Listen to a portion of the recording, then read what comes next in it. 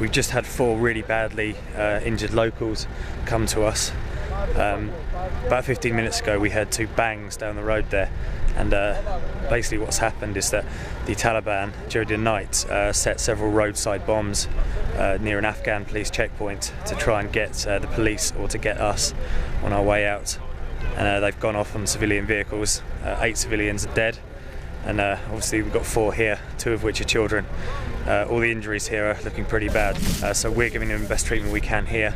We've called in a helicopter to land where it did the other day to pick them up and take them back to Camp Bastion so they can go to the field hospital there and get the best treatment they can.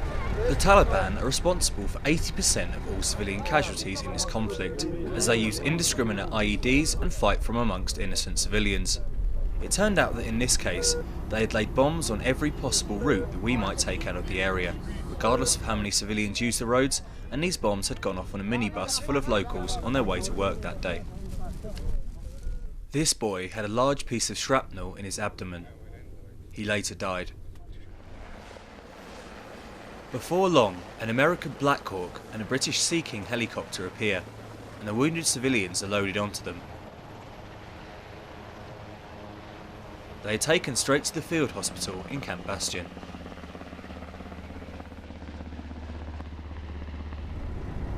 We then prepare to move back to our base in Lashkar, which is the capital of Helmand Province. The surge operation had finished. Okay, well that's us now moving back to Lashkar.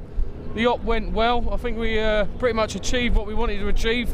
It was very busy.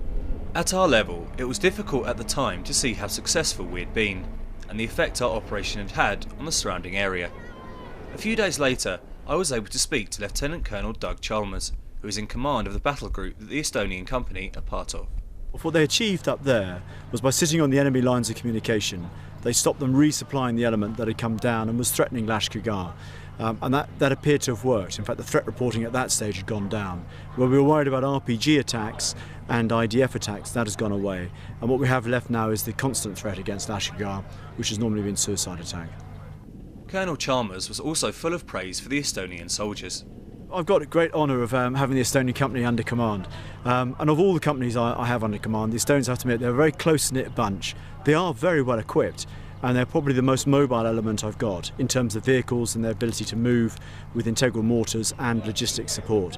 And I use them very much in that way. They are my surge force, and I bounce them really from one area I want them to have an effect to another. And it's been a real pleasure working with them, I have to admit. The operation had been a success. Despite having under 150 soldiers in Afghanistan, the soldiers from Estonia are making a significant and valuable contribution here in Helmand Province. The guys now had a couple of days to rest in Lashkar before heading out on their next operation. As we've seen over the past few days, the business of fighting an insurgency is tough and dangerous, but helping Afghan authorities push the Taliban back from villages like the ones around Nadi Ali is a critical first step in bringing peace and stability back to the region. It's a job that these Estonians are committed to achieving. This is Josh Fortune for the NATO channel, Helmand Province.